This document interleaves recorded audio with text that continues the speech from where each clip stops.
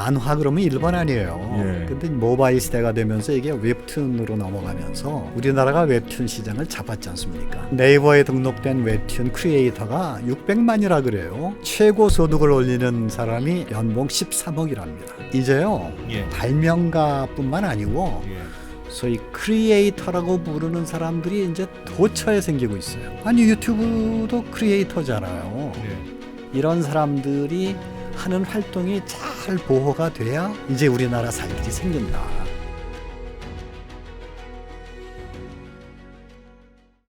국가지식재산위원회 백만기 위원장님 모시고 지식 얘기할 건데 네. 국가지식재산위원회에서 나왔다고 하니까 에이 오늘도 재미없는 건가 보네 또. 아이 언더스탠딩 나 그냥 지금 잠깐 먹으러 갔다 올 거야. 네. 아닙니다. 말씀드리는데 진짜 후회한다니까 여러분. 의외로 재밌을 겁니다. 어떤 의외로. 마음인지 아는데 오늘은 좀 달라요. 이게 기대는데 좀 재미없을 것 같다고 생각하는 건 그렇죠, 있을 수 그럴 있는데 것 같은데 의외로 재밌을 에이, 겁니다. 언더스탠딩입니다 여러분. 네. 자, 모셔보죠. 백만기 위원장님 어서 오세요.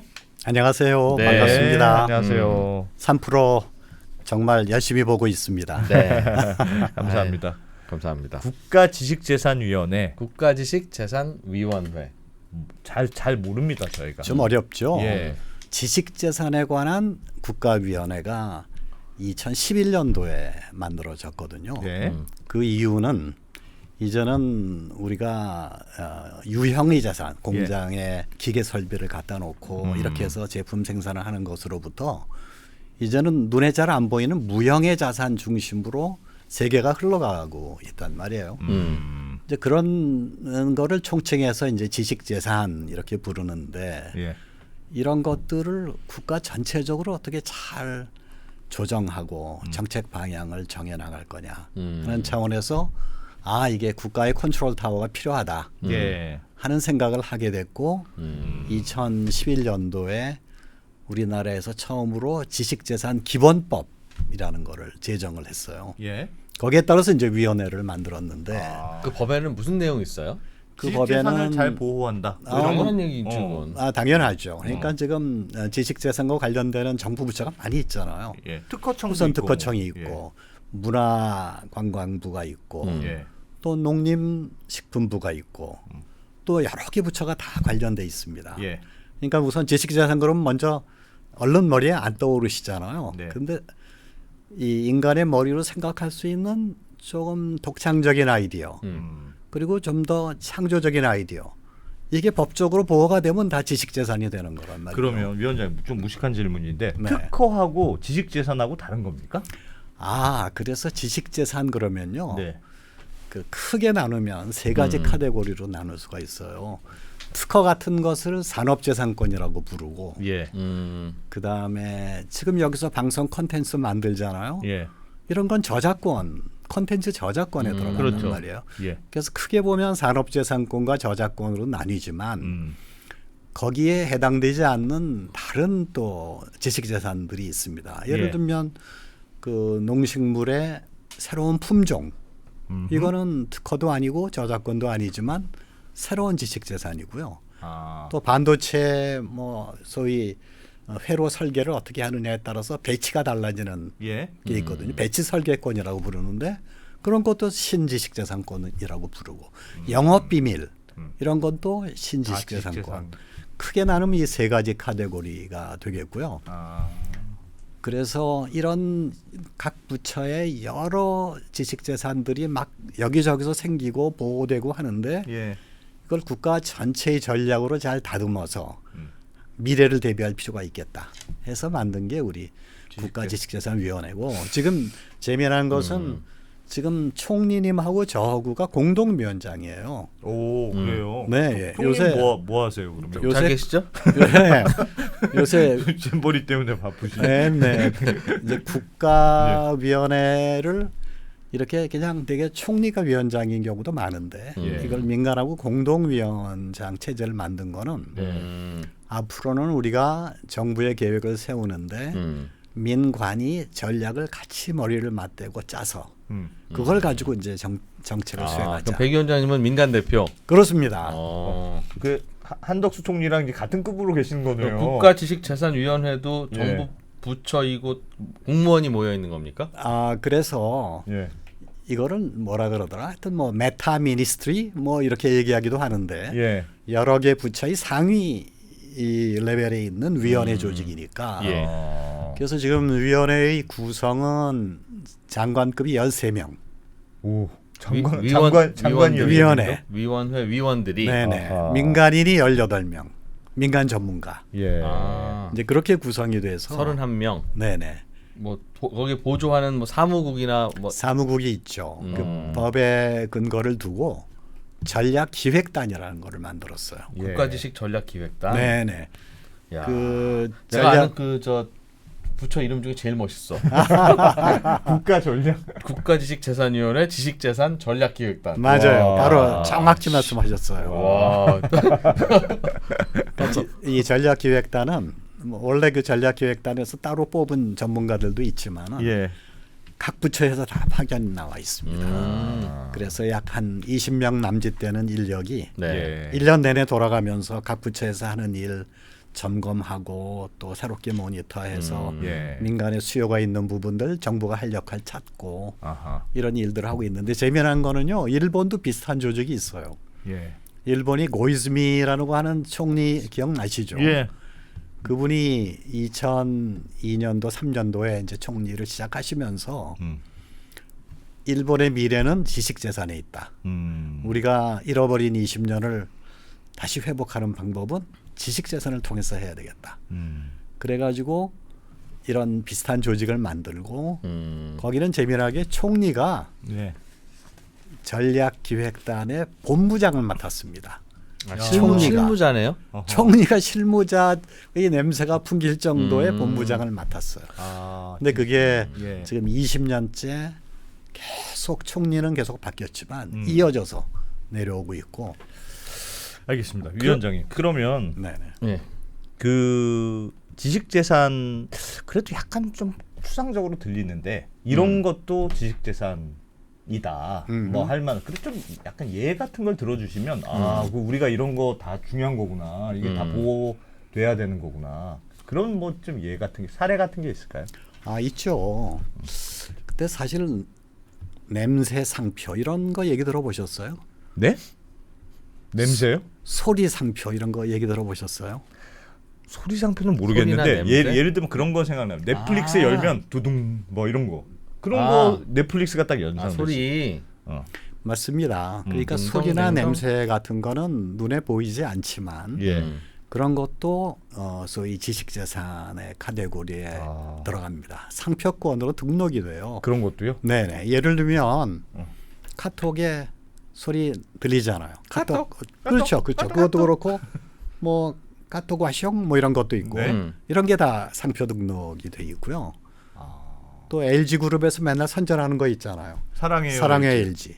그것도 역시 상표로 등록이 돼 있습니다. 그런 것도 그런 말도 네네. 그럼요, 그럼요. 그러니까 그런 거를 갖다가 다른데 용도로 쓰지 마라. 그렇죠. 다른 데서 그걸 도용할 수가 있잖아요. 그러면 사랑해요 LG라는 그 상표를 인식시키기 위해서 얼마나 예. 광고비도 많이 썼겠습니까? 예. 그러니까 이건 보호가 돼야 된다 해서 상표 보호가 되고 있고 그 소리 상표가 우리나라에서 2019년에 조사해 보니까 44건이 등록이 돼 있고요. 소리를. 소리만. 소리도 그 다음에 이제 냄새 상표는 글쎄 청국장 냄새 그거 상표로 등록이 되기는 좀 어렵겠죠. 할 수 있나요? 그러니까 상품 고유의 냄새 그거는 등록을 하면 딴 사람들이 못 만들잖아요.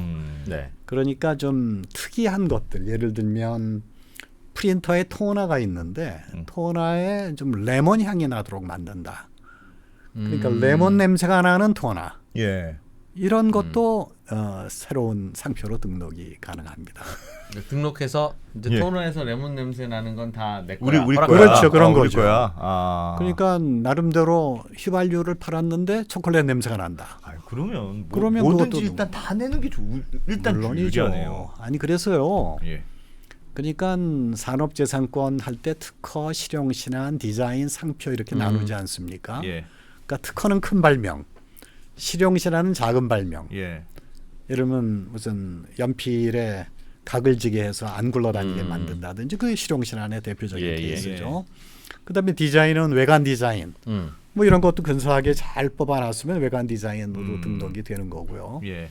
상표는 아까 말씀드린 대로 일반적으로 뭐 3% 아주 대표적인 상표가 되지 않겠습니까? 네. 그러니까 이제 이런 산업재산권적인 것도 물론 있지만은 최근에는요 지식재산의 범위를 상당히 넓게 해석을 해야 돼요. 예. 뭐 K-팝, K-드라마, 예. 이 K-칼처는 뭐 완전히 그, 그 소위 콘텐츠 분야의 저작권에 예. 속하지 않겠습니까? 예. 저는 그 작년에 참 즐겨봤던 프로 중에 하나가 그 댄싱 크루라고 하는 것들의 경연이 있었어요. 댄싱 크루. 네, 그런 거 보셨어요? 춤추는 겁니까? 맞아요. 스트리트맨 파이터 그런 프로 보신 적이 없으시죠? 그런 거 좀 보셔야 젊은 세대하고 호흡이 됩니다. 진짜. 네. 스트리트맨 파이터에 이제 소위 댄싱 크루라고 하는 아이들이 이제 예. 나와서 경연을 벌이는데 예. 제가 그걸 보고 깜짝 놀랐어요. 야, 우리나라가 이제 드디어 콘텐츠 분야에 석권을 시작했구나. 너무너무 창의적인 춤들이 많이 나오는 거예요. 예. 그것도 다 저작권으로 우리들이 보호받을 수가 있고 어떤 공연을 한다든지 예. 이러면 그것 자체가 이제 하나의 저작권이 되는 그걸 거죠. 예를 들면 그건 어디다 등록합니까? 뭐 그런 거 특허예요? 원래 저작권은요. 예. 그 등록을 해야만 권리가 발생되는 거는 아니에요. 예. 창작과 동시에 권리가 발생이 돼요. 그러나 만일 딴 사람하고 좀 싸워야 되겠다. 예. 그러면 이제 저작권위원회에 등록을 합니다. 예를 들면 춤이면 춤 동작을 그렇죠, 그렇죠. 영상이나 문서화해서 영상 자체를. 사후적으로 좀 많이 싸우겠네요. 그러면 처음부터 내가 이제 딱 찜해놓고 요거는 못 하는 거야. 이런 등록은 거구나. 안 했지만 예. 나중에 싸움이 벌어져서 이제 등록을 해놓고 싸우는 경우들도 있고요. 예. 그 아주 대표적으로 아기 상어 네. 그 노래 네. 들어보셨어요? 네. 예. 네. 아기상어 노래. 아이들 클 때 네. 그 아기 상어 노래를 들으실 기회가 되나요? 저 들어봤습니다. 많이 들어봤습니다. 저는 우리 손주들하고 놀 때 예. 아기 상어 뭐 맨날 듣거든요. 예. 수천 번 들었는데 그 아기 상어의 저작권 이거 어마어마한 거예요. 핑크퐁 캠페인이라는 회사가 예. 만든 거죠. 네, 만든 거죠. 근데 맨 처음에 그거를 세계적으로 아주 굉장히 많이 보급을 했더니 미국에서 이거 원저작권은 내가 갖고 있어라고 또 주장하는 사람이 나타나가지고 맞아요. 많이 싸웠는데 예. 핑크퐁 캠페인의 시장 가치가 1조 원을 넘었다는 거 아니에요 지금. 그러니까 이제 기업도요 특허나 저작권을 많이 갖고 있는 회사의 기업 가치가 어마어마하게 올라갑니다. 예를 들면 애플 컴퓨터, 애플이라는 회사 있잖아요. 예. 애플이 자기 공장이 있습니까? 공장 없죠. 항상 중국에다 맡기거나 요새는 이제 중국에 문제가 있으니까 인도로 공장을 이전한다 이런 얘기를 하는데 그러면 애플의 지금 늘 시장 가치, 주식 가치를 연구하시면서 예. 그럼 애플의 가치의 원천이 뭐냐라고 생각했을 때 브랜드와 지식 가치겠죠. 그게 무형자산이에요. 전부 예. 지식 가치예요. 그래서 그 가치를 90% 이상으로 봅니다. 그런데 그거는 알아서 이제 오늘 예를 들어준 게 다 이제 민간이 알아서 열심히 활동하다 보면 그런 것도 생기고 지식 가치가 생기고 그거 잘 보호할 수 있도록 이제 특허나 실용신안이나 이것도 제도도 만들어 놨잖아요. 예. 그럼 각자 알아서 잘 지키고 열심히 개발하세요 하면 되지. 나라에서 해주는 일이 뭡니까? 그래서 각 부처에서 다 모아서 국가지식재산위원회를 만들어서 만들었는데 그거를 무슨 일을 주로 하게 돼요? 어떤 이슈가 있어서 이건 나라에서 뭔가 좀 심판을 봐줘야 될 일이네 내지는 제도를 만들어야 될 일이네 하는 이슈가 뭐가 있습니까? 그러니까 이제 특허나 저작권이라는 게 일종의 제도지 않습니까? 예. 그 제도는 기본적으로 혁신적인 활동을 보호해주기 위한 제도란 말이에요. 예. 근데 그 제도만 단순히 있다 그래서 한 나라의 혁신 시스템이 돌아가지는 않아요. 예. 예를 들면 특허권이 좋은 게 하나 있는데 그걸 예를 들면 은행에 가서 이걸 담보로 인정받아 가지고 대출을 받아서 사업을 한다든지 예. 예.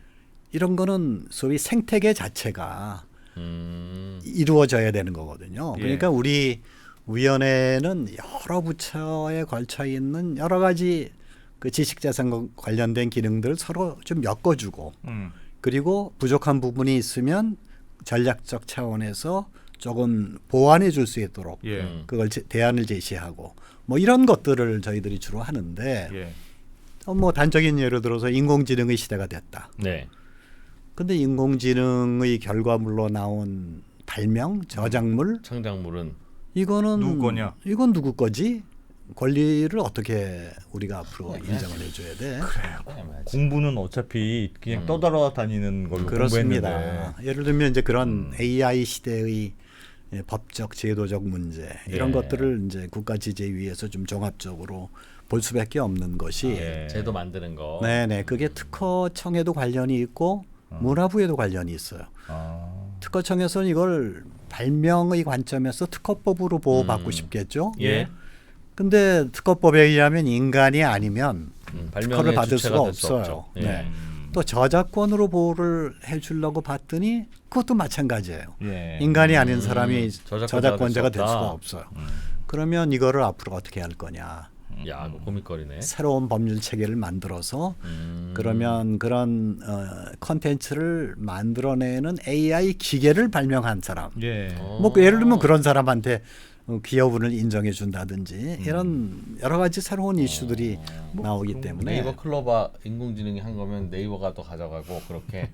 그러니까 이제 그런 뭐 어떤 AI 알고리즘을 또 새롭게 짜가지고 그 알고리즘 때문에 새로운 컨텐츠가 만들어질 수 있을 텐데 네. 그럼 그 알고리즘을 개발한 사람한테 소위 인센티브를 줘야 되지 않겠느냐. 그런 논의가 지금 되고 있어요. 아주 활발하게 논의가 아직 구체적으로 룰이 되고 만들어지지는 있고요. 않고. 국제기구 차원에서도 이런 논의들이 활발하게 되고 있고 예.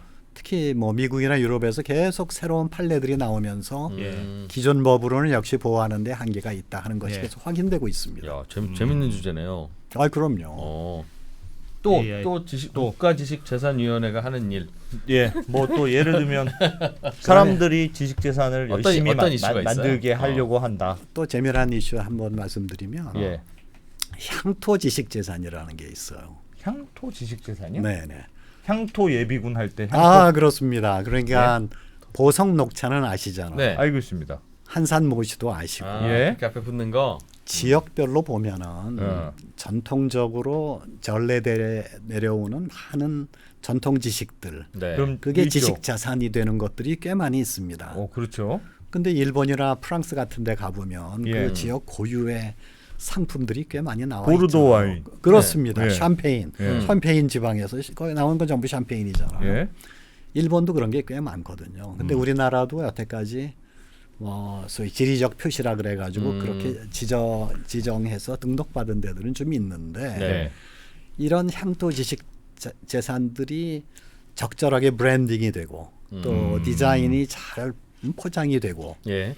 이렇게 되면은 수출 산업화 하는데 훨씬 더 도움이 관광 상품으로 되고 괜찮고. 예. 관광 상품도 되고 지금 쇠락해가는 지방의 그 소위 새로운 활성화 프로그램으로도 그 되고. 되겠죠. 그럴 수 있는데. 그래서 향토 지식 재산이라고 하는 걸 어떻게 소위 4차 산업혁명 시대에 이거를 만들어 나갈 거냐. 왜 4차 산업혁명 시대라고 말씀드리냐면 이게 이제 여기저기 많은 농가에서 그런 일을 하다 보면 데이터들이 쌓이잖아요. 예. 그 데이터들을 잘 모아서 좀 더 상품을 좀 더 표준적으로 잘 만들 수 있는 아 그게 다 요 집에서 만들건 요 집에서 그럼요. 만들건 같은 영광굴미면 다 비슷한 맛이 나야 그럼 되니까. 안성탕면 뭐 매일 마셔도 똑같지 않습니까? 매일 끓여 먹어도. 맞아요. 그렇게 돼야 되니까. 그런 식으로 이제 소위 AI와 빅데이터의 시대에 향토 지식 재산을 새롭게 활성화하자.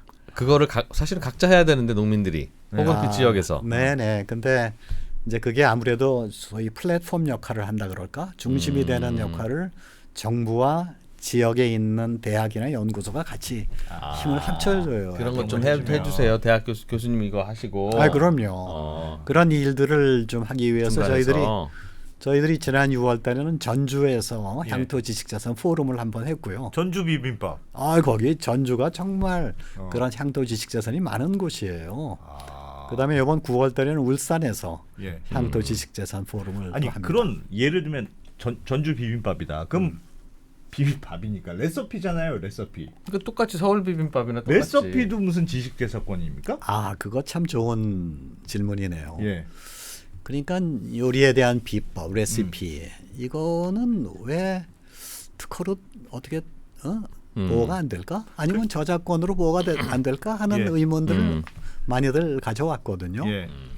근데 재미난 거는 프랑스는 정말 요리의 천국 아닙니까? 네. 프랑스에는 그런 창작품을 이거 우리나라가 보호하지 않으면 안 된다.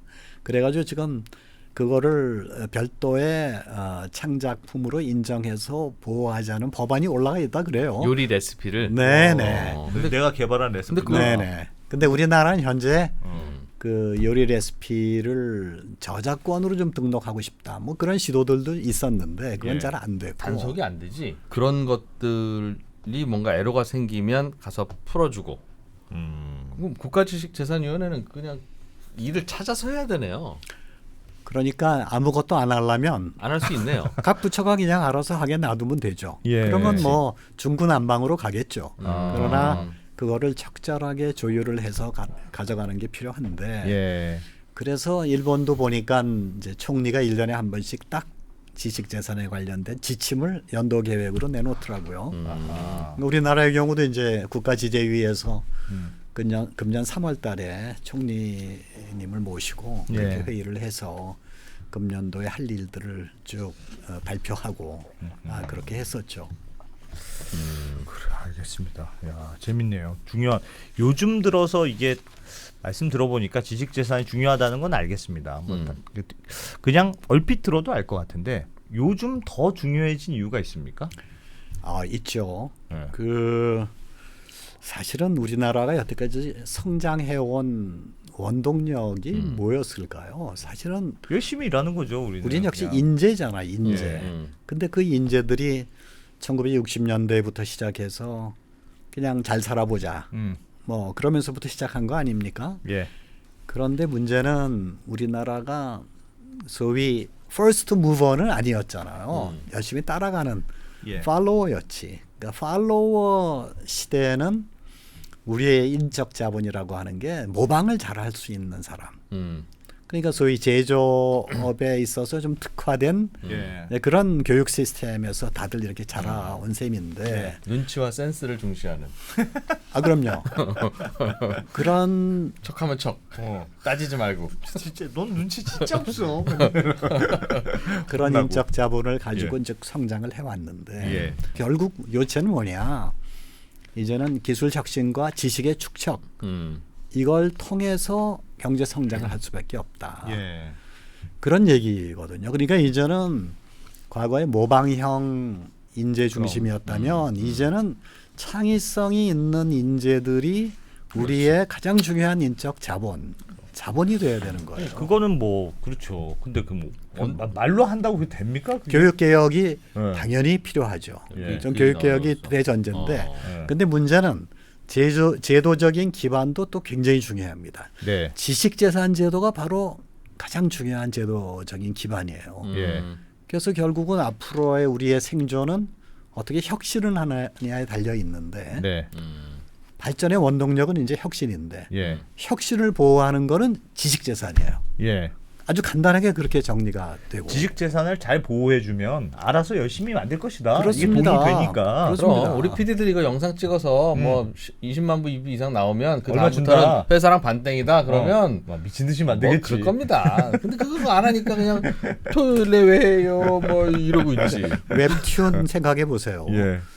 만화 그러면 일본 아니에요. 예. 근데 모바일 시대가 되면서 이게 웹툰으로 넘어가면서 우리나라가 웹툰 시장을 잡았지 않습니까? 예. 그 네이버에 등록된 웹툰 크리에이터가 600만이라 그래요. 근데 최고 소득을 올리는 사람이 연봉 13억이랍니다. 이제요. 예. 발명가뿐만 아니고 예. 소위 크리에이터라고 부르는 사람들이 이제 도처에 생기고 있어요. 아니 유튜브도 크리에이터잖아요. 네. 그죠? 웹툰도 그렇고 네, 아까 네. 말씀드린 댄싱 크루들도 크리에이터들이란 말이에요.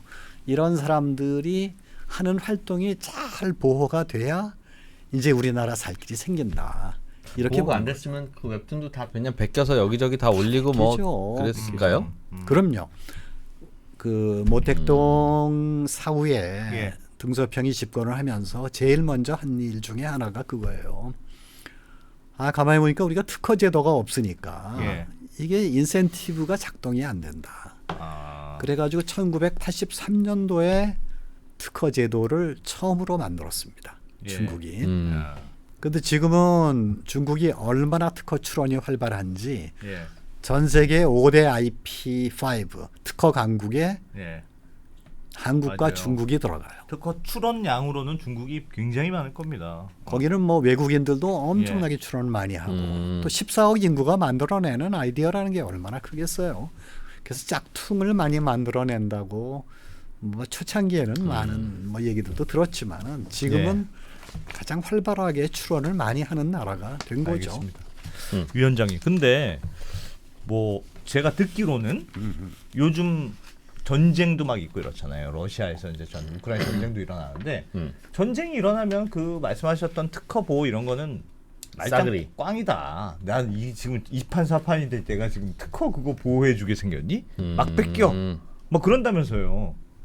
그러면 약간 그게 우리만 보호한다고 되는 게 아니고 일종의 국제적인 약속이 돼야 되는 걸 텐데. 그러니까 우리는 예를 들면 웹툰을 뭐 우리는 우리나라 잘 보호해줘. 우리나라 국민이 하면 경찰이 출동하면 되는데 네. 러시아 애들이 뺏겼어. 러시아가 그렇지. 똑같이.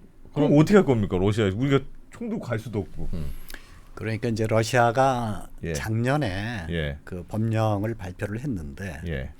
소위 우리의 그 우크라이나 군사 작전에 협조하지 않는 비우호국 예. 그리고 국제적으로 소위 자기네들에 대한 제재에 협력하고 있는 나라 예. 이건 다 비우호국이다. 비우호국의 지식 재산은 우리가 마음대로 쓴다. 이렇게 돼 버렸어요. 지금 이 시간부터 그때 2022년부터 발표할 때 네. 전쟁한 네, 이후에. 네, 네. 근데 그 여기 보시면은 예. 러시아 국적의 예. 알렉시 세르게비치 자브레예프라는 예. 사람이 야 전쟁 중에 그냥 막 출원을 해버렸어요. 자기 이름으로 예, 아디다스, 버버리, 뭐 에르메스 전부 다 이걸 내버렸습니까? 이게 원래 다 야. 전형상표로 다 등록이 돼 있는 진짜 것들이죠. 대단하다. 러시아에서는 저 상표 내가 그냥 쓰고 쓰겠다. 남은 못 써 심지어. 그럼요. 그러니까 전쟁 중에는 부지런하다. 열심히 산다 정말. 이름이 알렉시. 왜 근데 나이키는 왜 안 하는 거야? 아디다스만 하고. 와. 근데 사유재산을 이제 예. 인정을 안 하겠다는 거죠. 원래 이 특허 제도라고 하는 것은 사유재산권을 인정하는 거잖아요. 그래서 중국하고 소련 시절에 네. 이런 제도가 없었던 거예요. 아하. 사유재산권을 인정을 안 하니까 사람들이 뭐 열심히 발명할 필요도 없고 보호도 못 받고 그때는 유일하게 준다는 게 뭐였냐면 소련에서 발명자증을 하나 줘요. 위대한 동무임을. 네네. 그리고 레닌 메달 하나 걸어주고. 근데 그거 가지고 사람이 움직이나요? 안 움직이죠. 그러니까 예. 그래서 이제 러시아 그 체제가 되면서 예. 여기도 특허 제도는 도입했는데 예. 지금 뭐 마구 이제 이런 식으로 비우호국에 대해서 공격적인 입장을 우리나라도 비우호국일 텐데. 아, 그렇지. 미국 당연하죠. 사람들은 우리는 미국 편으로 당연하죠. 러시아 입장에서는 이해하고 있을 텐데. 그렇습니다. 우리 것도 그럼 막 베끼는 게 있습니까? 여기 보시면은 예. 이게 도시락이죠. 라면 아닙니까? 라면? 도시락 라면. 어. 도시락 라면에 우리나라에서 정말 대히트를 친 게 팔도 도시락. 네. 그게 러시아에서 유독 인기 있다고 들었습니다. 예를 들면 이게 도시락 그러면요, 이제 이게 라면의 대명사가 돼버린 거예요. 러시아에서는 네네, 도시락 그러면 그게 라면이라는. 예, 현지 발음으로 다시락이라는 게 다시락. 이제 일반 명사처럼 쓰이고 있는데 예를 들면은 뭐 스테이플러를 예. 호치키스라고 많이 부르잖아요. 예. 그게 이제 일반 명사화 된 건데. 그런 것처럼. 그러니까 2019년까지 누적 판매량이 50억 개. 어마어마하게 팔았죠. 예. 근데 그 도시락 상표를 등록을 받기 위해서 팔도에서 상당히 고생을 많이 했어요. 맨 처음에는 이걸 저명 상표로 등록을 했는데 예. 러시아에는 저명 상표로 등록되는 게 225개밖에 없었거든요. 예. 근데 아예 도시락 글쎄 도시락은 알겠는데 팔도는 우리는 그렇게 유명한 거 아닌 것 같은데.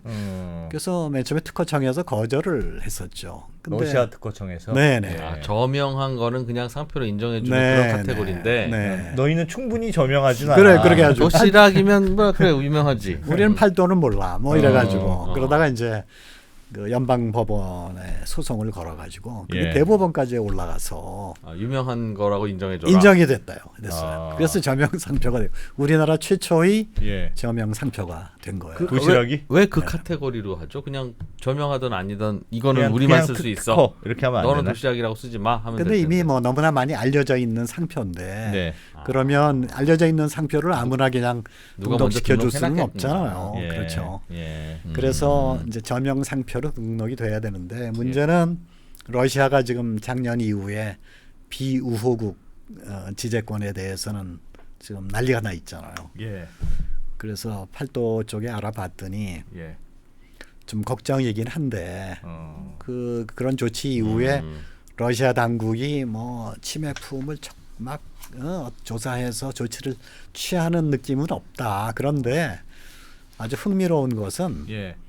그 팔도 도시락 라면이 너무나 유명해지고 전쟁통이고 하다 예. 보니까 가격을 20-30% 올렸는데도 음. 지금 엄청나게 잘 팔린대요. 오. 그래서 좀 아이러니컬한 얘기이긴 합니다만 예. 그러니까 도시락이라고 하는 걸 처음에 저 러시아에 갖다 팔 때는 러시아에 무슨 특허 등록을 한다든가 뭐 브랜드를 한다든가 이런 생각은 안 했을 텐데 예. 금방 유명해지니까 도시락이라고 하는 게 러시아에서 일반 명사가 됐다. 그럼요. 마치 소세지 뭐 이런 것처럼. 맞아요. 그런데 그럼 그 최초의 소세지라고 하는 그거를 걸 팔던 녀석이 우리 한국에 와서 그렇겠네. 소세지를 내가 특허권을 갖고 싶다, 상표권을 갖고 싶다 그러면 안 해주나 봐요. 이거 일반 명사가 됐는데 어떻게 네가 안 해주겠지. 특허권이야? 그렇죠. 안 해주겠지. 그러나 저명 상표로 돼 있는 것은 인정해 준다. 저명상표라면 뭐 그런 것들은 고유 당신이 제일 먼저 발명한 거면 인정해 준다는 뜻입니까? 그러니까 예를 들면 우리나라에서도 옛날에 1980년도에 피에르가르땡이라는 상표를 네. 한국 사람이 먼저 신청을 한 케이스가 있었어요. 예. 외국에 이미 있는 브랜드인데. 피에르가르땡 유명한 예, 상표잖아요. 예. 근데 뭐 그 당시에 그 상표의 넥타이를 쓰는 사람이 우리나라에 얼마나 많이 있었겠습니까? 예, 그러나 예. 너무너무 유명한 상표죠. 그래서 프랑스 대사관에서 굉장히 항의가 많았어요. 왜 그런 상표를 너희가 가져가면 어떻게 하느냐. 이렇게 저명한 상표는 상표 등록을 먼저 안 했더라도 나중에 인정을 해줘야 된다. 아, 그런 컨셉이구나. 그런 컨셉이에요. 너무너무 유명하니까. 네. 근데 어쨌든 너무너무 유명한 것 속에 이 도시락이 들어갔다는 게 대단한 거죠. 야, 도시락 몰라? 도시락 알지? 데코야. 아, 그래? 그러면 누가 선착순으로 먼저 했든 간에 그럼 네 거임을 인정하는 그럼요. 그게 거군요. 저명 브랜드구나. 그렇습니다. 아, 그렇지 않은 거는 뭐 선착순인 건데. 할만하네. 근데 그럼 지금 전쟁 때문에 그 도시락 보호를 못 받게 생겼네요. 그러면. 그래서 지금 뭐 치매품이 그렇게 많이 돌아다닌다고는 생각을 안 하는 것 같아요. 예. 그러나 누군가가 아까 그 이상한 사람처럼 아디다스 막 올렸듯이 내가 막 하겠다 그러면 거머리 하듯이 러시아 당국이 과연 막아줄 철저하게 거냐? 단속해 줄 거냐에 대해서는 의문을 갖고 있는 거죠. 그래서 쉽지가 않네요. 그러면 이 지식재산 보호라는 게 어떻게 보면 한번 누가 보호해주기로 마음 먹으면 무조건 되는 게 아니고 국제관계라든가 뭐 힘의 논리에 의해서 그때 그냥 부러질 뭐 수도 있는 부러질 수도 있는 그런 거네요. 전쟁 때는 사실은 뭐 이판사판인데 뭐. 적국의 자산을 우리들이 뺏어야 되는 게 전쟁 아닙니까? 예, 그러니까 예. 그냥 뺏어가는 거죠. 더 심한 사유재산권 침해도 하는데 무슨 인정하라 이런 거예요.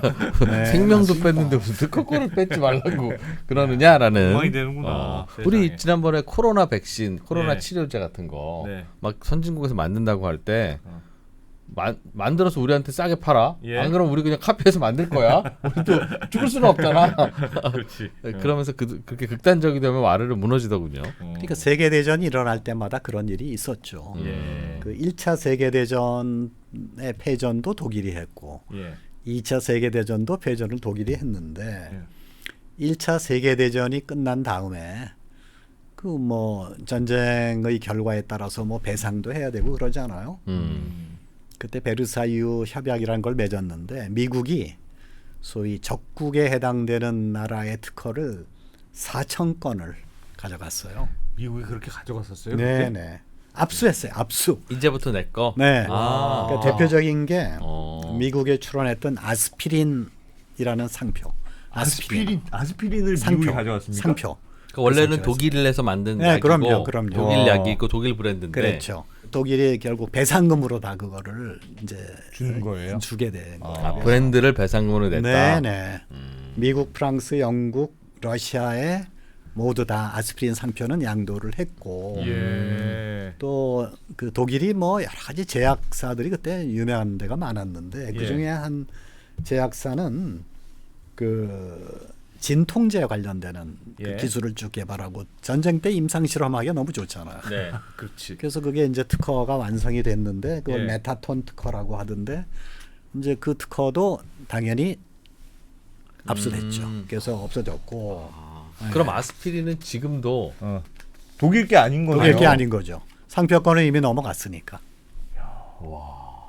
그런 걸. 그렇구나. 난 완전 아스피린 볼 때마다 역시 독일 놈들은 대단해. 그럼 우리가 예를 들면 미국이랑 전쟁이 붙었는데 어쩌지 하다 보니까 우리가 이겼어. 예상 못했지만. 다 가져와. 그럼 너 아이폰 애플 가져와. 갖고 와. 이씨. 문제 아이폰 우리 거야. 그럴 수 있겠네. 그런 거 달래야 되겠네요. 그럼 아이폰 탐난다. 하와이의 마오이 섬 이거 뭐 이거 해봐야 뭐 얼마나 된다고. 그럼 계속 거기 있는 거니까. 와. 전쟁이라는 게 참 무서운 거죠. 예. 그렇게 가져가기도 근데 하는구나. 평화 시에는요. 예.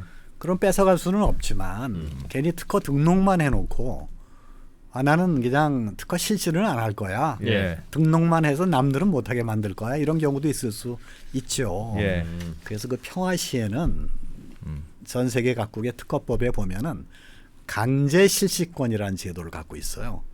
공공의 목적을 위해서 예. 뭔가 국내 수요 공급이 언밸런스일 때는 정부가 강제 실시를 명할 수 있습니다. 그러나 적절한 보상은 해주되 그거를 자기 나라에서 아하. 물건을 만들어라.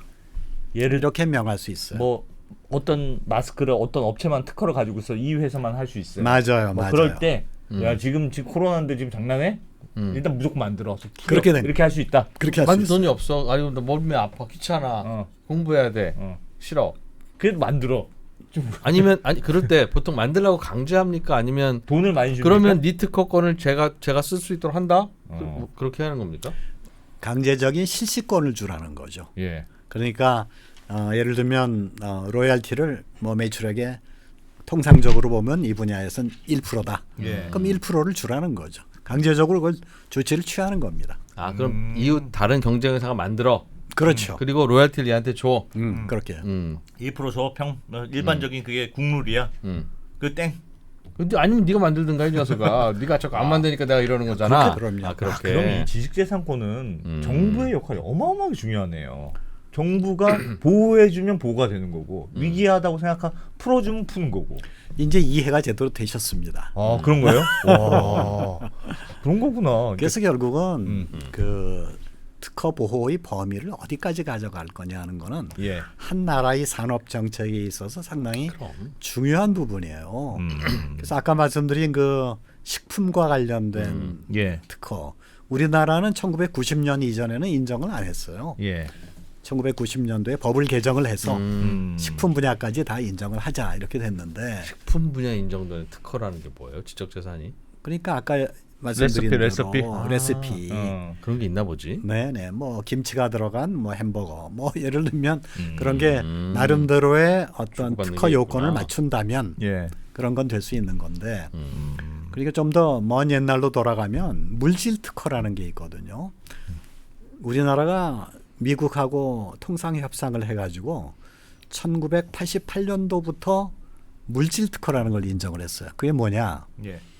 무슨 약을 하나 만들잖아요. 예. 약을 만들면 우리나라가 과거에는 약 그 자체에 대한 특허를 인정 안 했습니다. 왜냐하면 그렇게 되면 우리나라의 그 공중보건 차원에서 혹시 문제가 생길지도 모르겠다. 그러니까 우리는 물질 특허는 인정 안 하고 음. 그 대신 방법 특허만 인정하겠다. 프로세스 특허. 아. 그러니까 여러 가지 방법으로 만들 수 있잖아요. 예. 근데 만일 한국의 제약업체가 미국의 바이엘이 유럽의 바이엘이 아닌 예. 한국의 다른 제약회사가 새로운 프로세스로 똑같은 물질을 만들었다. 예. 근데 약효는 똑같다. 예.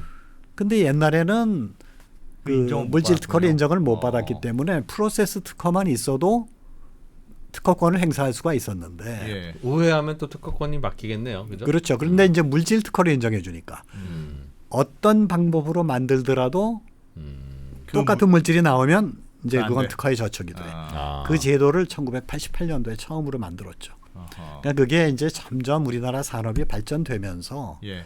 점점 특허 보호의 범위를 넓혀가고 있는 거예요. 아. 그러다 이제 급기야는 1999년도에 미국이 시작했는데 예. 비즈니스 모델 특허. 비즈니스 모델도 특허가 될 수 있는 거예요. 예를 들면요. 예를 들면 그 1999년도에 미국 대법원에서 최초로 나온 판례가 예. 그 미국에서 뮤추얼 펀드라고 하는 것을 운영을 하는데 예. 그게 나름대로 여러 가지 창의적인 아이디어가 들어갔다. 어. 그래서 그게 스테이트 스트리트 뱅크라고 하는 데서 그거를 만들었는데 그걸 맨 처음에는 이런 게 무슨 특허야 하다가 예. 연방 대법원까지 올라가 가지고 아니야 이거는 충분히 특허 가치가 있어. 상품 자체가 특허야. 그럼요. 요거 머리에서 생각하는 거 되게 어려운 것 같아. 그럼요. 그래서 특허 요건이 그런 원래 것도 기본적으로 특허군요. 이 새로운 것이어야 되고 예. 또 반짝하는 진보성이 있어야 네, 되고 예. 산업상 이용성이 있어야 되거든요. 근데 뭐 산업상 이용성은 당연히 있겠죠. 그것도 그다음에 어쨌든 새로운 거니까 신규성은 있고 그다음에 진보성이라는 게 항상 독창성 이 예. 수준을 얘기하는 건데 그거를 과연 어느 정도까지 인정해줘야 비즈니스 모델을 특허로 인정해주지 하는데 논란이 많았는데 아하. 1999년도에 처음으로 이제 그 비즈니스 모델 특허가 인정이 되면서 전 세계적으로 인터넷을 가지고 하는 비즈니스 모델 특허가 어마어마하게 많이 아하. 생겼죠. 그러면 있습니다. 코카콜라 레시피를 제가 어찌어찌해서 우연히 우연히 개발을 했어요. 예. 똑같아 코카콜라하고. 그럼 코카콜라가 저한테 소송 걸 거 아닙니까? 아니 근데 음. 815 콜라라는 게 있었잖아요. 예. 그게 코카콜라하고 맛이 똑같지는 않더라고요. 예, 많이 다르던데. 콜라냐 아니냐의 논란까지도 있습니다. 네, 맞아요. 그러니까 예. 이게 100% 카피를 했으면 분명히 카피를 한 원천이 있을 거 아니에요. 예. 무슨 종업원한테 얘기를 들었든지 예. 회사의 기밀 정보를 빼왔든지 그런 게 전혀 입증이 안 되면 영업 비밀을 훔쳐갔다고 누가 얘기할 수가 없죠. 그렇겠죠. 네. 아. 근데 맛은 이상하게 똑같네. 그렇지. 뭐 이렇게 되는 거죠. 예. 그런 상황. 그래서 영업 비밀 보호 제도가 예. 중요하고 기업에서는 자기네들이 갖고 있는 영업 비밀을 어떻게 하면 잘 보관 간수하느냐 이게 예. 굉장히 중요해요. 근데 예를 들면 컴퓨터 프로그램 이거 예. 굉장히 프로그램 요새 길이가 길어지는데 그런 것들은 뭐 일반적으로는 저작권으로 또 네. 보호를 받거든요. 근데 저작권 보호를 받는다고 하더라도 누가 소스 코드를 그냥 훔쳐간다든지 예. 그럴 수가 있기 때문에 그런 것도 영업 비밀로 보호하기 위한 여러 가지 장치들이 있어서 특허청 산하에 영업 비밀 보호 센터가 있어요. 예. 그래서 영업 비밀을 적절하게 코드화해 가지고 그거를 거기다 보관해 두면 나중에 똑같은 놈이 왔을 때 그 코드를 비교해 봐서 100% 일치한다. 그럼 영업 비밀을 침해했다고 입증을 할 수가 있으니까. 어떻게 똑같냐 이 친구야 그럼요. 그런 식으로. 아니 코드를 만들어서 딱 집어넣어 놨는데 예. 100% 똑같다 그러면 카피죠. 그렇지 않겠어요? 사후적으로라도 그러니까 빼낸 게 검증이 안 돼.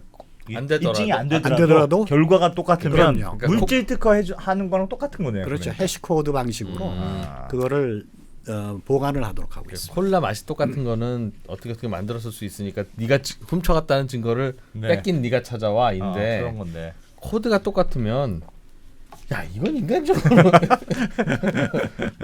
그렇게 본다는. 야 그렇구나. 음. 그렇지. 음악 저작권도 결과적으로 똑같으면 나 아니야. 그치, 난 항상 논란이지. 난 피아노로 진짜 내 한 거야. 라도 음. 결과적으로 비슷하면 비슷한 거죠. 아 그러네. 그건 거꾸로 보니까 그러네. 결과적으로 비슷한 거면 너도 모르게 어디서 들어가지고 한 걸 거야. 그렇게 보는 거죠. 그러니까 몇 퍼센트를 카피하느냐 예. 이런 게 또 중요하잖아요. 그래서 그 판례들이 많이 나와 있어요. 특히 소프트웨어 같은 경우에 한 70%는 카피한 것 같은데 한 20%는 좀 다르네. 그럼 예. 이걸 저작권 침해라고 봐야 돼, 안 봐야 돼? 아하. 이럴 수 있잖아요. 네. 그 저작권의 기본적인 원리는 아이디어를 보호하는 게 아니라 표현을 보호하는 거거든요.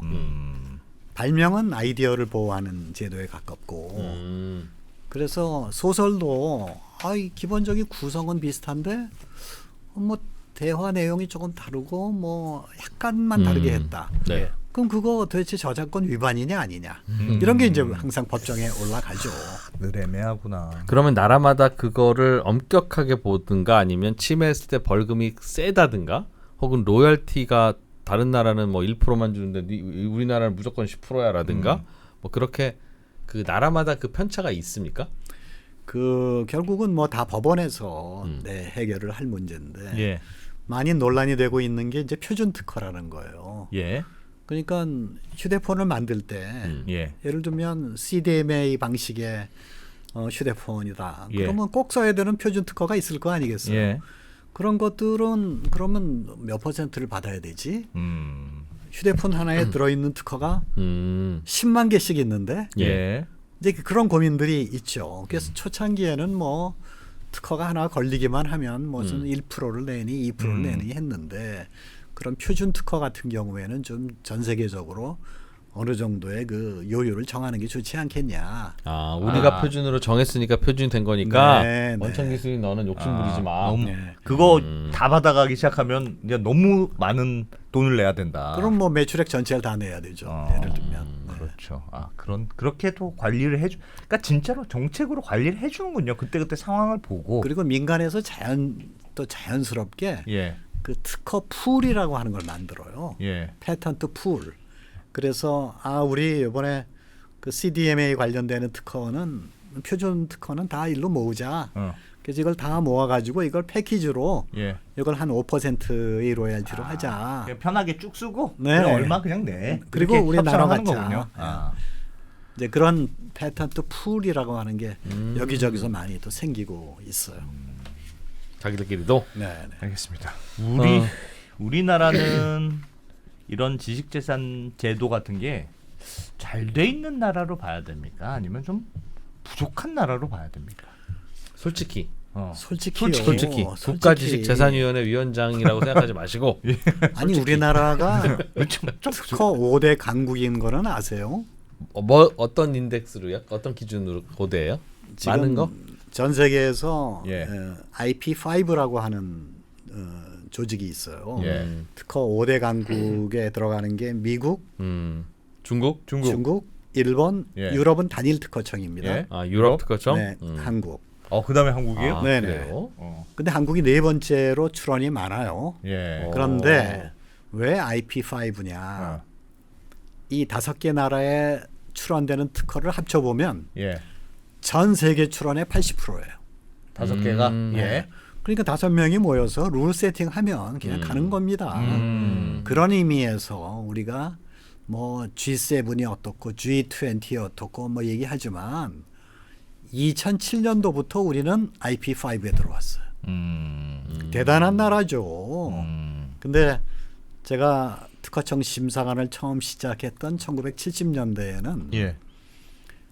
저희들한테 선생님은 항상 미국, 유럽, 일본이었어요. 특허 예. 제도에 대해서 우리들이 뭐 이것저것 공부하려고 그러면 3개국 사람들이 와서 가르쳐줬어요. 예.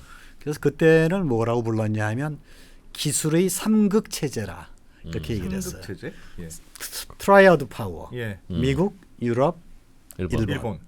그 3개국이 전 세계의 산업 기술을 선도했었으니까. 물론 중국, 러시아는 제외하고.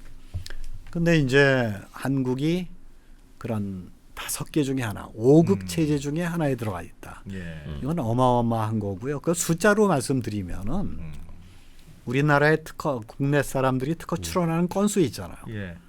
건수하고 GDP를 비율을 내거나 인구를 비율을 내면은 세계 1등이에요. 건수? 네, 건수. 그러니까 예를 들면 우리나라 국내에서 발명자들이 특허 출원을 몇 건을 하느냐 그 숫자가 나와 있죠. 그거를 우리 인구로 나눠봐요. 1인당 특허 출원 건수네요. 그렇죠. 세계 1등이에요. 야, 내는 사람이 집중적으로 내나 보다. 우리는 안 내니까. 아니면 변리사 수수료가 우리나라가 많이 싸네. 그것도 있어요. 아니 그것도 있어요. 예. 그래서 변리사들이 많이 봉사하고 있는 거죠. 근데 근데 재미난 거는 그래, 이과가 항상 고생이야. 예. 그러니까 이제 이런 발명자고 예. 근데 크리에이터의 영역으로 하면 또 우리가 어마어마하죠. 아하. 그러니까 크리에이터 영역에는 뭐 PD님도 계시고 예. 뭐 이런 저기 3프로님도 계시고 다 크리에이터 아니에요. 예. 그러니까 우리나라의 지금 새로운 그 창의적인 인적 자본이라는 게 바로 이런 사람들인데 네. 양적으로는 이제 됐다 이거죠. 양적으로는. 예. 그러나 이게 이제 질적으로 세계 진짜 탑으로 가야 괜찮냐? 되겠다 하는 과제는 남아 있고요. 음. 이제 그런 면에서는 이제 과거에 우리가 R&D를 하면서 정부에서 많은 자금을 지원하잖아요. 1년에 예. 30조씩이나 지원하는데 대학이나 정부 출연 연구소에 너희들 특허 출연 몇 건 했어. 좀 많이 했으면 평점을 높게 주고 뭐 이런 식으로 쭉 이제 소위 예. R&D 결과에 대한 평가 지표로 활용을 했는데 예. 이걸 양적으로만 하다 보니까 좀 쓸모없는 특허도 아, 뭘 내도 그냥 내기만 하면 되는 거예요? 그렇게 여태까지 관리가 돼 온 측면이 있어요. 그렇게 하면 안 되죠. 근데 재미난 거는 예. 특허라는 거는 내고 나서 이게 정말 돈 되는 특허인지 아닌지를 아는 데는 꽤 시간이 필요합니다. 평가하기가 쉽지는 쉽지가 않나요? 않죠. 아. 그래서 연구개발이 다 끝나고 한참 있다가 이거 대박 났네 라고 판단을 하게 예. 돼 있거든요. 예. 그게 경우에 따라서 10년 15년씩 걸려요. 아. 그래서 지금 이제 국가 R&D를 하는 입장에서 예. 물론 연구개발 방향을 정하기 위해서는 특허 빅데이터를 잘 분석을 해야 되죠. 예. 그거는 머스트인데 그러나 연구 결과에 대한 평가 차원에서 이거를 특허 출원의 양으로 평가하는 거는 문제가 있다. 아. 이거는 오히려 과정에 대한 평가 정도. 그렇죠. 과정 그 연구개발 과정에 얼마나 출원 많이 했냐. 예. 그 과정에서는 제대로 스무스하게 했네 하는 정도는 맞아. 판단할 수가 있겠죠. 우리 애들한테 영어 단어를 외우라고 하니까 아빠 10번씩 썼어. 그게 다 외웠다는 거야. 근데 물어보면 하나도 몰라. 10번은 분명 썼는데. 그 아주 비유가 기가 막히시네요. 그런 느낌이에요. 자기는 공부 다 했다 이거야. 난 10번이나 썼는데 더 이상 나보고 뭘 어쩌라는 거냐. 그 어떻게 해야 됩니까? 안 그래도 얼마 전에도 우리 저 대통령이 예. 국가 R&D 자금 그 예산도 음. 카르텔이다 그거. 아 그것도. 근데 계속 그랬겠죠. 저도 뭐 꽤 오랫동안 종종 그런 얘기 들어왔어요. 그 눈먼 돈 많고 예. 그 R&D 그래서 우리나라가 R&D 투자가 뭐 전 세계적으로 GDP 대비 하면 높은데 1등. 1등 아니면 2등이에요. 투자로는 네. 근데 그게 효율적으로 투자되는 돈 아닌 것 같다. 그게 다 어디로 새는 겁니까? 그럼? 그럼 뭐 전반적으로 어떤 문제가 있습니까? 우리나라에서 나눠먹기를 하는 건가? 글쎄요. R&D를 너무 그 기관별로 예. 너무 그냥 골고루 나눠준 거 아니냐 이런 이제 평가들이 예산을 네 그런 평가들이 여러 있었어요. 부처에 여러 부처, 여러 기관, 여러 대학, 여러 연구소. 부처야 뭐 예산 내려왔으니까 뿌려주기 급급하겠죠. 글쎄요. 뭐 이제 그런 평가들이 있어서 예. 이제야말로 선택과 집중이 필요하다. 좀 잘하는데. 네. 그리고 우리가 국가 핵심 기술로 지정한 게 12개가 있잖아요. 예.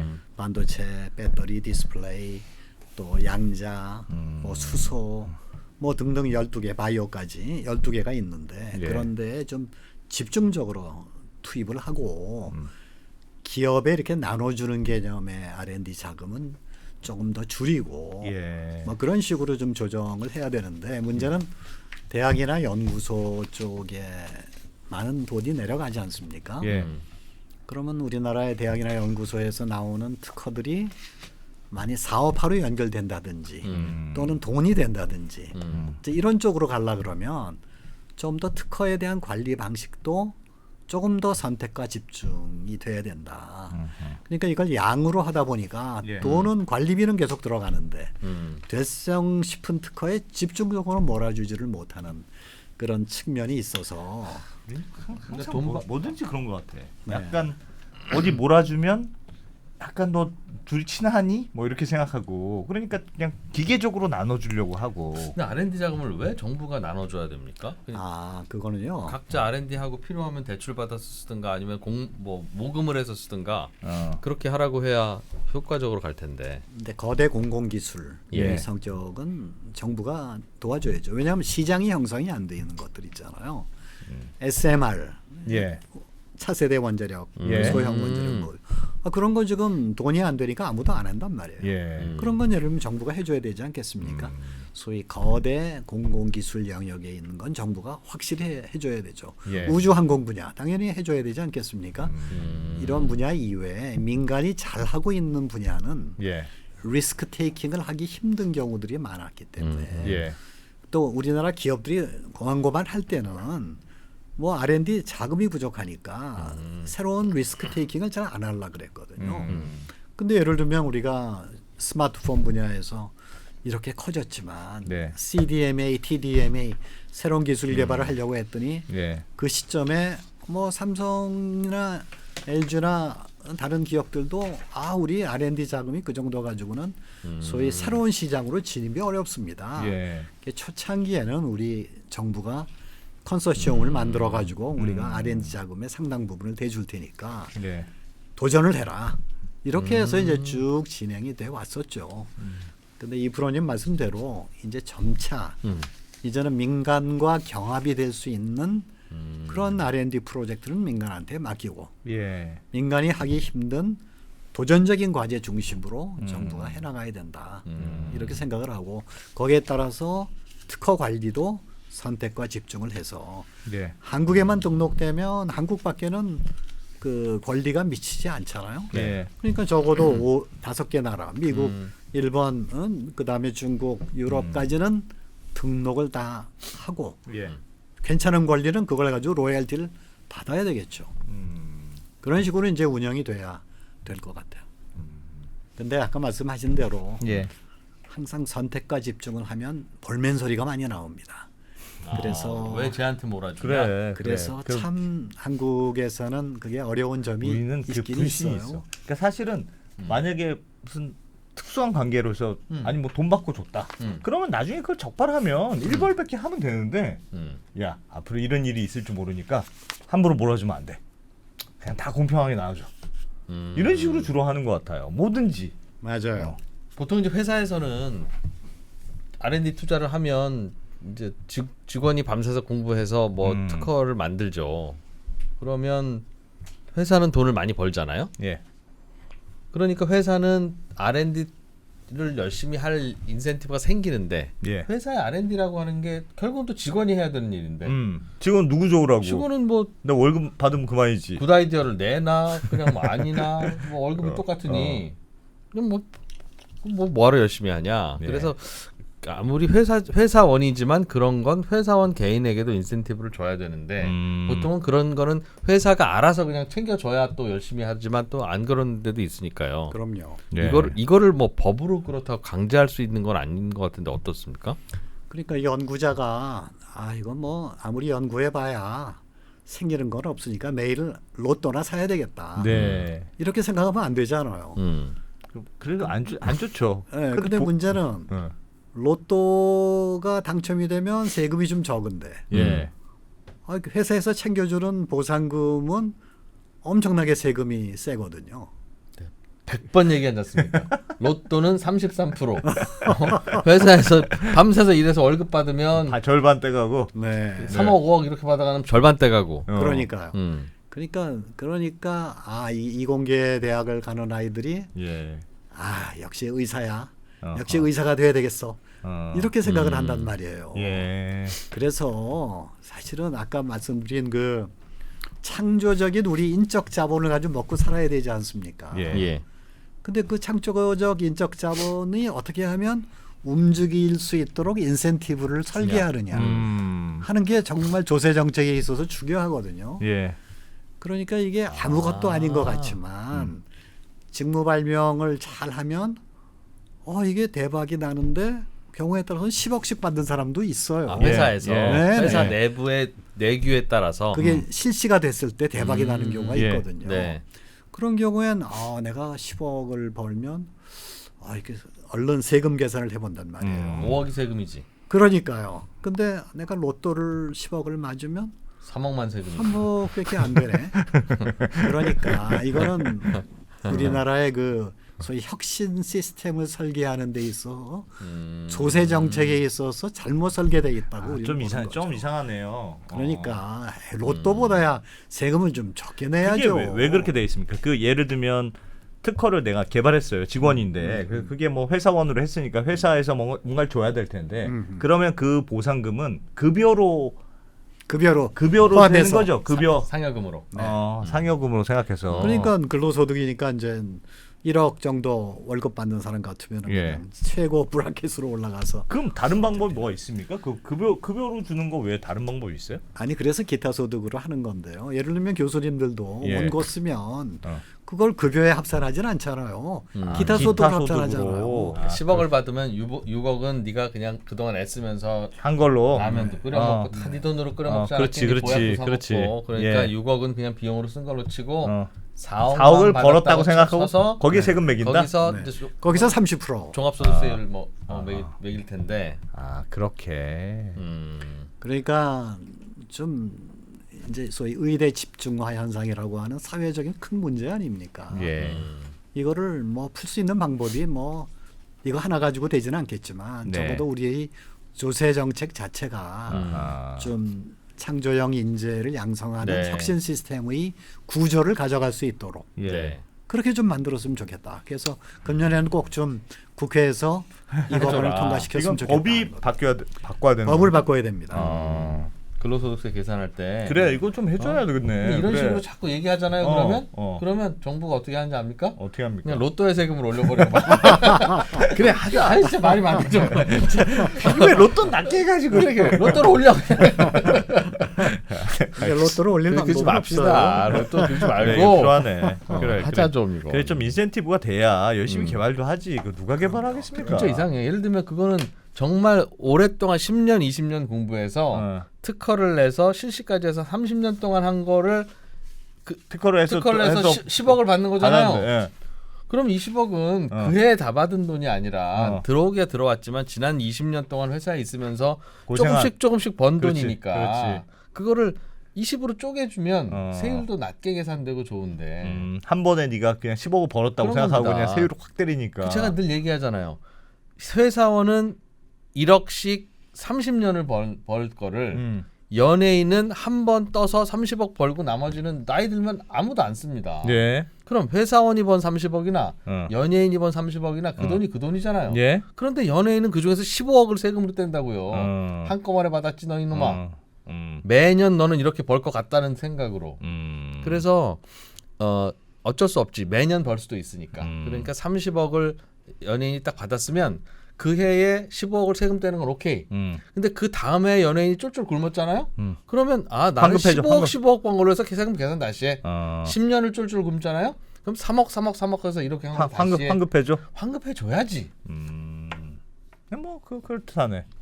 그럴 듯한 게 아니라 제가 나쁜 겁니다 정부가. 알겠습니다. 그 알면서 알겠습니다. 쓱싹해가지고. 알겠습니다. 자동차 주가는 무엇이 결정할까요? 테슬라, 포드, 현대자동차, 회사별 자동차 판매 추이를 확인해 보세요. 3프로TV 데이터 센터. 지식재산의 날 뭐 행사가 있다면서요. 그것도 좀 오신 김에 안내 한번 해주시죠. 네네. 1년에 한 번 있는 날인데 그렇죠. 그래도.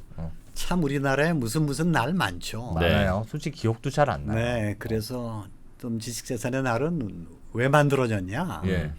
2018년도에 처음으로 이걸 지정을 했는데 예. 우리나라에서 그 최초로 금속 활자본이 네. 유네스코 기록문화 재산으로 예. 유산으로 등록이 됐어요. 9월 4일 날. 뭐가요?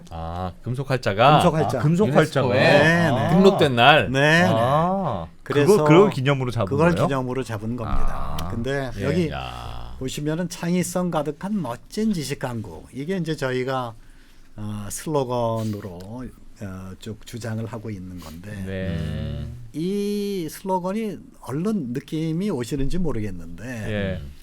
지식재산 강국 그러면 사람들이 너무 머리가 복잡해요. 아 이건 예. 뭐 발명자 법률가들 얘기 아니냐. 예. 근데 지식 강국 그러면 뭐 세상의 모든 지식 여기도 지식 강국의 이제 일원이 된 느낌이 들지 않습니까? 예. 근데 창의성 가득한 지식 이게 지식재산이거든요. 예. 그러니까 창의성 가득한 지식 강국 그러면 되게 표현이 되는데 왜 멋진이 들어가냐? 우리나라가 소프트 파워의 나라 아닙니까? 컨텐츠의 강국. 예. 이 저작권 컨텐츠가 또 강한 나라를 표현하려고 하다 보니까 멋지다. 멋지다. 창의성 가득한 멋진 지식 강국. 그래서 우리 국가지재위에서 만드는 모든 서류는 이 엠블럼을 딱 찍어가지고 쓰고 있습니다. 창의성 가득한 네. 멋진 지식강. 네. 알겠습니다. 발명소득 비과세의 나라. 네네. 딱 들어오게. 아, 3% 역시 세상을 보는 통찰력이 있으세요. 알겠습니다. 예, 오늘 참 잘 배웠습니다. 지식재산. 정부의 역할이 매우 중요하긴 하네요. 그냥 지식재산위원회는 아까 설명해 주셨던 그 민간 장관급 또 정부 쪽 장관급이 매일 어디로 출근합니까? 모입니까? 매일 모이지는 않을 것 그럴 수는 같은데. 없고요. 예. 저희들이 안건이 모일 때마다 회의를 하지만 위원회니까. 위원회니까 회의 있을 때마다. 근데 전략기획단은 상시적으로 일을 합니다. 전략기획단은 저하고 늘 상시적으로 회의하고 사무국이니까. 어젠다를 찾고 또 새로운 행사를 기획하고 거기는 매일 출근하시고. 출근을 매일 하지는 못하고요. 예. 영상으로 회의를 하거나 아하. 아니면 뭐 서울에서 회의를 하거나 또 세종에서 회의하거나 이렇게 하고 있어요. 각 부처에서 파견된 공무원들 모인 곳이라고 그랬죠, 그게. 네네. 아, 근데 파견됐는데 같이 모여 있지는 않고. 아니요 한 장소에 장소에 모여 있고. 지금은 과기정통부 세종 사무실에 예. 스페이스 하나를 얻어가지고 거기서 기획단이 일을 하고 출근을 있어요. 거기로 하시는군요. 그렇죠. 그러면. 월급 체계는 그냥 원래 파견됐으니까 원래 공무원 원래 월급 체계가 공무원 그대로. 똑같고. 그래서 그 마지막으로 한 말씀 꼭 더 드리고 싶은 거는 예. 이 지식재산 정책을 이렇게 정부에서 추진하는 데 있어서 한 가지 애로가 있어요. 네, 말씀하십시오. 예. 이거는 특별히 사고 치른 게 아니지 않습니까? 근데 사고? 우리나라에는 예. 꼭 크게 무슨 일이 터져야만 이슈가 많이 되기 때문에 그 위원회 조직을 예. 이렇게 만들어도 되게 좀 뭔가 이슈거리가 생겨야만 뉴스로 예. 올라오거든요. 근데 지식이라고 하는 게 경제 발전에 있어서 점점 더 중요해지잖아요. 예. 네. 굉장히 중요한 거는 다 알겠다. 그렇죠. 그래요, 중요하죠. 그래요. 그리고 이제 끝이에요. 중요한 일 하십니다. 그렇게 참 가는 중요한 거. 건데 뭐라고 표현할 방법이 없다. 네. 그러니까 이 정책으로 따지면 정책의 온도라는 게 있는데 예. 항상 잼버리처럼 난리가 나고 그러면 모든 사람이 관심을 알리는 갖고 하니까 건데. 다 금방 이해를 하고 또 우주항공 차원에서 로켓 하나 잘 쏘아 올리면 그렇지. 사람들이 관심을 하고 우리는 이게 근데 일을 하는데 티가 안 난다. 이제 그런 게 문제예요. 그런 거 있겠네. 근데 중요한지는 알겠다. 예. 그래서 저희들이 이런 맞는 말씀이에요. 3프로 TV 같은데 예. 이게 예. 하여튼 정말 지식이 중요한지를 아는 프로잖아요. 예. 네, 그럼요. 이런 예. 데가 이제 아하. 좀 그런 역할을 앞으로 많이 해주시면 예. 굉장히 좋을 것 같습니다. 국가지식재산위원회 오늘 네. 설명해 주셨듯이 그런 이제 위원회 있다는 것만 알았지. 예. 뭐 하시는 분들인지 와, 뭐가 고민인지 재밌었네요. 예. 잘 몰랐는데 다양한 지식재산의 이야기도 들어봤고 예. 어떤 게 배워봤습니다. 고민인지도 들어봤고 참 좋고 열심히 하는데 티가 안 나는 게 고민이다. 티가 안 나서 사실 오늘 왜 나오셨나 했더니 그 티가 너무 안 나서 나오셨네. 우리 노는 거 아니고 되게 고민거리 많다. 진짜 우리 열심히 하고 있다 바닥에서. 그리고 직무 발명 보상금은 인간적으로 해주라, 세금 해주라. 너무 많다. 그거 해주자. 해주자. 알겠습니다. 자 오늘 백만기 국가지식재산위원회 위원장님 잘 배웠습니다. 예. 축하드리고요. 9월 4일 네, 9월 4일 지식재산의 날 행사도 잘 마무리하시고 또뭐 예. 내년도 요 9월 4일 무렵에 네. 뭐 한 번 더 나오시면 네. 아이, 좋죠. 반갑잖아요 우리는 이제. 1년 됐다. 그때 그거 어떻게 됐습니까? 자 이제 지난 1년 동안 무슨 일 하셨는지 좀 들어보고. 예. 고맙습니다. 네, 잘 배웠습니다. 감사합니다.